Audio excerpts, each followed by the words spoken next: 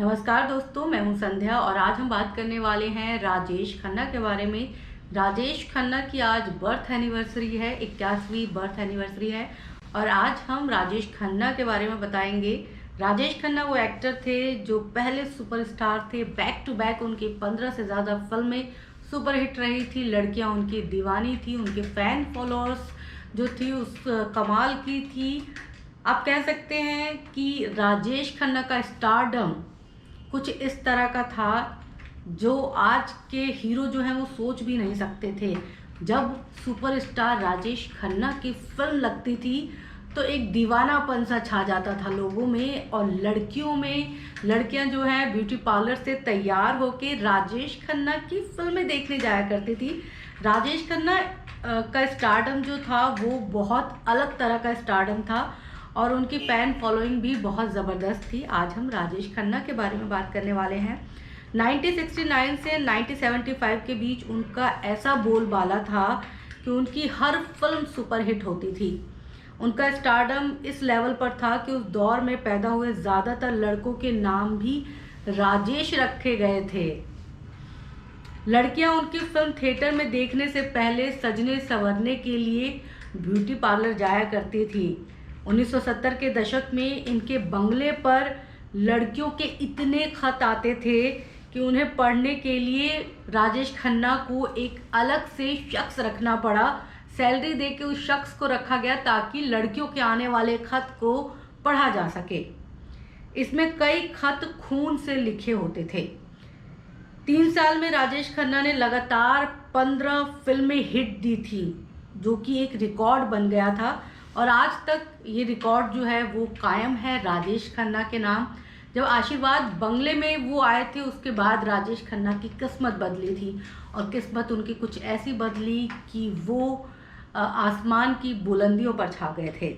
इसके बाद राजेश खन्ना से स्टारडम संभाले नहीं संभला तो वो ये तक सोचने लग गए थे कि मेरी कुछ फिल्में फ्लॉप हो जाएं। जहाँ जितने भी हीरो होते हैं वो हमेशा अपनी फिल्मों के सफल होने के बारे में सोचते हैं कि किस तरह से उनकी फिल्में सफल हों, लेकिन राजेश खन्ना एक ऐसे अभिनेता थे जिनकी बैक टू बैक फिल्में सुपरहिट जा रही थी और इस दौरान उनके मन में कुछ ऐसे विचार आ रहे थे कि काश कोई फिल्म मेरी फ्लॉप हो जाती तो फ्लॉप फिल्मों का दुख क्या होता है शायद वो भी समझ में आ जाता।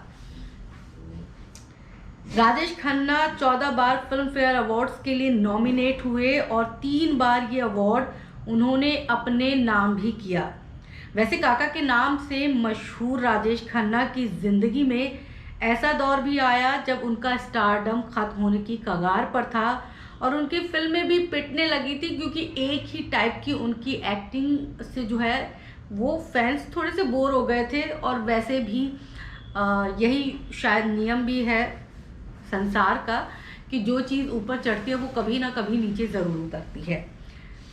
राजेश खन्ना के जीवन में कई उतार चढ़ाव आए और राजेश खन्ना के उसी जीवन के पहलुओं को छुएंगे, लेकिन आपको एक बहुत ही दिलचस्प बात ये भी बता दें कि राजेश खन्ना के साथ साथ आज उनकी बेटी ट्विंकल खन्ना का भी जन्मदिन है।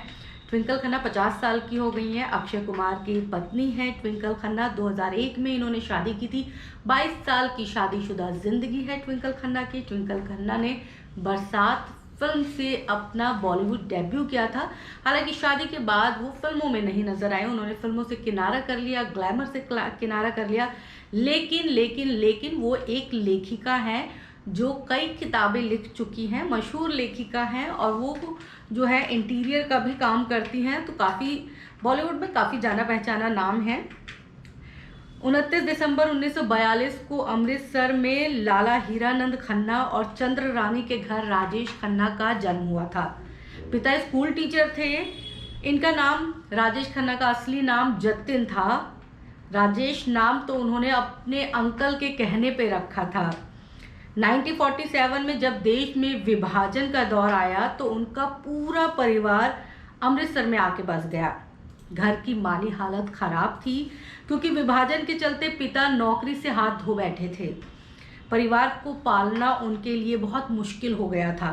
ऐसे में उन्होंने बेटे राजेश खन्ना को अपने एक रिश्तेदार को सुपुर्द कर दिया जो कि मुंबई में रहते थे। यहाँ आकर बचपन से ही राजेश खन्ना एक्टर बनने का सपना देखने लग गए।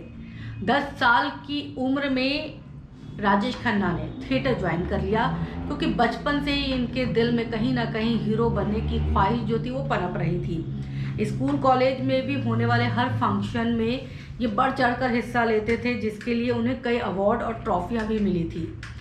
टैलेंट हंट में खुले हिंदी फिल्मों के दरवाजे। एक्टर बनने की चाह ही 1965 में राजेश खन्ना को एक टैलेंट हंट शो में लेकर आई, क्योंकि शुरू से ही ये एक्टर बनना चाहते थे। और टैलेंट हंट शो के ज़रिए जो है इनकी एंट्री हुई बॉलीवुड में। वो कैसे हुई ये भी आपको बता रहे हैं। ये हंट यूनाइटेड प्रोड्यूसर्स और फिल्म फेयर ने आयोजित किया था। इस हंट में B.R. चोपड़ा, G.P. सिप्पी और शक्ति सामंत जैसे डायरेक्टर्स जज थे। उन्होंने एक डायलॉग सुनाकर राजेश खन्ना को एक डायलॉग बोलने के लिए दिया गया, और राजेश खन्ना ने जिस अंदाज में उस डायलॉग डिलीवरी की वो अंदाज जजेस को बहुत ज़्यादा पसंद आ गए। और उसके बाद जो है राजेश खन्ना इस टैलेंट हंट शो के विनर बन गए। इसके बाद राजेश खन्ना के करियर ने एक ऐसी उड़ान भरी कि बकौल उनके फैंस राजेश खन्ना सबसे बड़े सुपरस्टार थे। कभी पीछे मुड़ के देखने की ज़रूरत नहीं पड़ी। G.P. सिप्पी ने अपनी फिल्म राज के लिए राजेश खन्ना को साइन कर लिया और उन्हें डबल रोल मिला। इसके बाद चेतन आनंद ने उन्हें अपनी फिल्म आखिरी खत के लिए साइन किया। ये फिल्म पहले रिलीज़ हुई लेकिन फ्लॉप रही। राजेश खन्ना के करियर की पहली फिल्म जो रिलीज़ हुई वो फ्लॉप हो गई थी। ऐसा भी कहा जाता है कि राजेश खन्ना एक ऐसे एक्टर थे जो काफ़ी लेट लतीफ़ी के लिए भी जाने जाते थे। वो अपने सेट पे बहुत लेट लतीफ़ आते थे। हालांकि इसको लेकर भी राजेश खन्ना ने बयान दिया था। एक्टिंग की ऐसी की तैसी राजेश खन्ना ने कहा था। मीडिया रिपोर्ट्स के मुताबिक राजेश खन्ना शुरुआत से ही लेट लतीफ़ थे और सेट पर आने का सिलसिला उन्होंने फिल्म राज से ही शुरू कर दिया था। लेट आने का सिलसिला यानी कि पहली फिल्म जो उनकी थी जो कि फ्लॉप रही थी, इस फिल्म के सेट पर भी वो हमेशा लेट लतीफ़ ही पहुंचते थे। जब फिल्म की शूटिंग शुरू हुई तो राजेश खन्ना को सुबह 8 बजे सेट पर बुलाया जाता था, लेकिन वो हमेशा सेट पर 11 बजे के बाद पहुंचते थे। लोग ये देखकर हैरान रह गए कि नए होकर भी वो सेट पर पहले दिन ही लेट कैसे पहुंच सकते हैं, क्योंकि अमूमन ये माना जाता है कि अगर आप पहले दिन किसी काम पे जा रहे हैं तो बड़े जज्बे जोश के साथ जा रहे हैं तो आप टाइम से पहले पहुंचने का प्रयास करते हैं कि लेकिन राजेश खन्ना एक ऐसे हीरो थे जो अपनी पहली फिल्म के पहले दिन सेट पर लेट पहुंचे थे, और लोगों के लिए, जो सेट पर मौजूद लोग थे, उनके लिए बहुत बड़ी बात थी। क्रू के कुछ सीनियर मेंबर्स ने उन्हें डांट भी लगाई, लेकिन इससे राजेश खन्ना पर कोई असर नहीं पड़ा। उल्टा उन्होंने कहा कि देखिए, करियर जाए भाड़ में और एक्टिंग की ऐसी की तैसी, मैं किसी भी चीज़ के लिए अपनी लाइफस्टाइल नहीं बदलूंगा। उनकी ये बात सुनकर सेट पर सन्नाटा सा छा गया था। जाहिर सी बात है, कोई नया हीरो जो पहले दिन सेट पर आया और जिसे डांट पिलाई गई और उसकी इस तरह से बातें सुन के कोई भी हैरान ज़रूर रह जाएगा।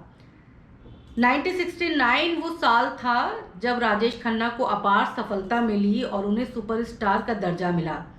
इस साल उनकी शर्मिला टैगोर के साथ फिल्म आराधना जो है वो रिलीज़ हुई थी। फिल्म में राजेश खन्ना शर्मिला टैगोर के पति के किरदार में थे, जिसकी बाद में मौत हो जाती है।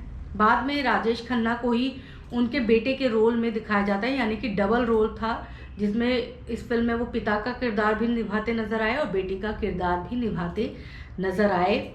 फिल्म में भले ही सेंट्रल कैरेक्टर जो शर्मिला टैगोर थी, लेकिन डबल रोल में राजेश खन्ना अपनी छाप छोड़ने में कामयाब रहे थे।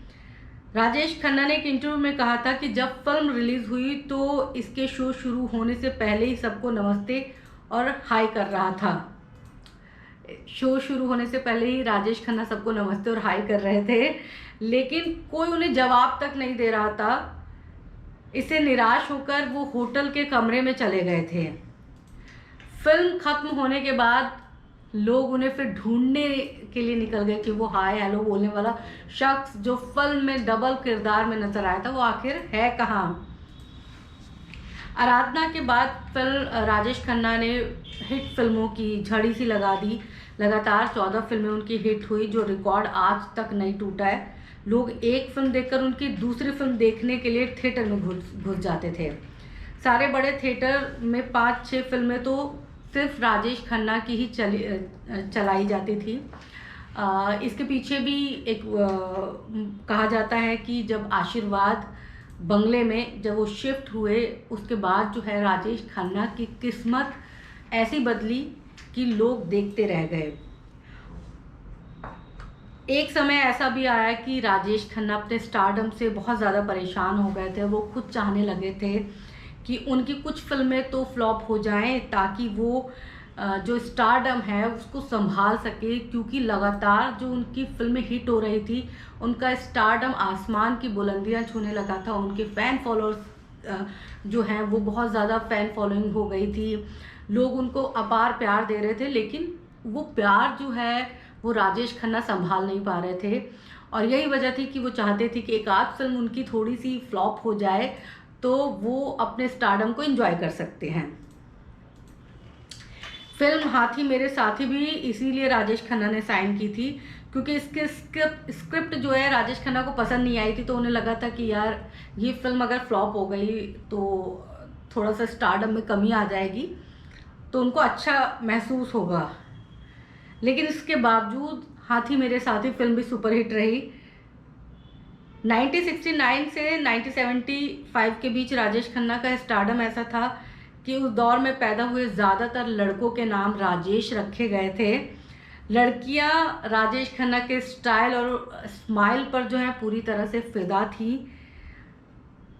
इसके साथ ही लड़कियां खून से खत लिखती थी राजेश खन्ना को, प्रेम पत्र, जिसकी वजह से राजेश खन्ना को इन खतों को पढ़ने के लिए इतने खत आते थे कि इन खतों को पढ़ने के लिए उन्हें एक शख्स को नौकरी पर रखना पड़ा। कुछ लड़कियों ने तो उनकी फ़ोटो से शादी कर ली थी।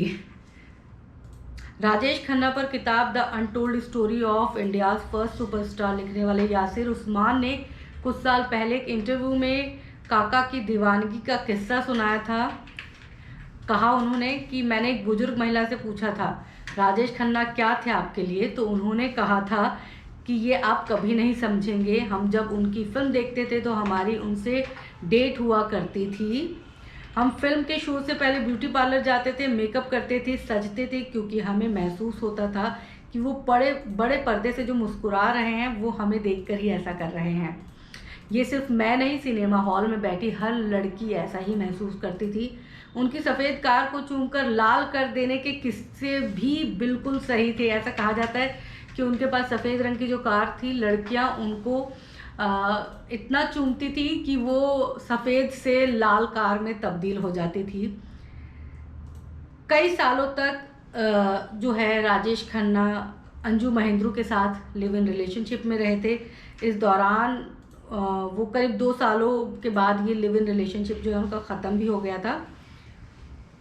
हालांकि 2012 में राजेश खन्ना के निधन होने तक अंजू महेंद्रू जो है राजेश खन्ना की ज़िंदगी का एक अहम हिस्से के तौर पर जो है वो रही। तो आज हम बात कर रहे थे राजेश खन्ना के बारे में। राजेश खन्ना एक ऐसे सुपरस्टार जिन्होंने कई सालों तक जो है बॉलीवुड पर राज किया। उनकी फ़ैन फॉलोइंग ज़बरदस्त थी, लोग उनको बहुत प्यार करते थे। उनकी फिल्में जो हैं एक के बाद एक सुपरहिट होती थी।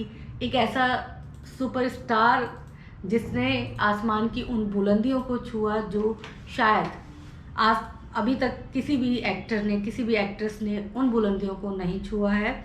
आज राजेश खन्ना की 81वीं बर्थ एनिवर्सरी पर सलाम है राजेश खन्ना को।